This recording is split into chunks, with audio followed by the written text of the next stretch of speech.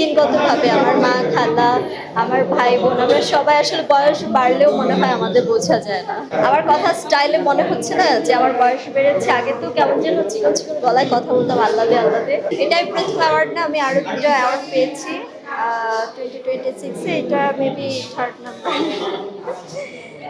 ভালো লাগছে আলহামদুলিল্লাহ।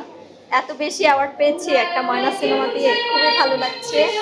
আর তাছাড়া আমার হচ্ছে জাজ মাল্টিমিডিয়া, আলিমুল্লাহ খোকন ভাই এবং মঞ্জুর ইসলাম মেঘ ভাইকে অসংখ্য ধন্যবাদ, যাদের জন্য আজকে আমি ময়না সিনেমা করতে পেরেছি এবং অসংখ্য অ্যাওয়ার্ড পেয়েছি। এর জন্য আমি প্রাউড ফিল করছি। এক ময়না সিনেমা দিয়েই মানে মানে অনেকগুলো অ্যাওয়ার্ড ঝুড়িতে জমা হয়ে গেল। হ্যাঁ, এক ময়না সিনেমা দিয়ে এক ঝুড়িতে অনেকগুলো অ্যাওয়ার্ড পেয়েছি। So in a word, supercalifragilisticexpialidocious.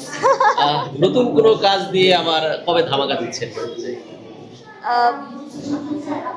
ধামাকা নিয়েই তো আসি বরাবরই, তাই না? হঠাৎ করে আসবো বলে তো ধামাকা নিয়ে আসা যায় না, হঠাৎ করে চলে আসবো ধামাকা নিয়ে।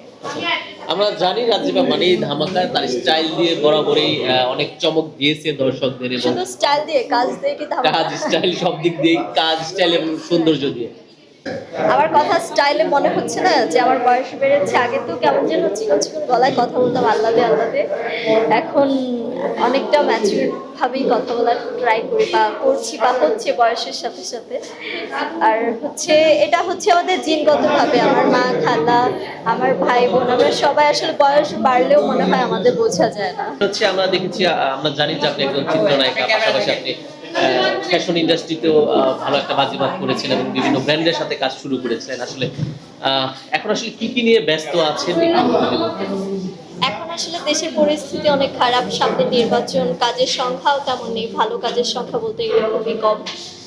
সো এখন নিজেকে সময় দিচ্ছে, আমি স্টাডি নিয়ে একটু নিজেকে সময় দিচ্ছি, কারণ অনেক তো ক্যামেরার সামনে কাজ করলাম।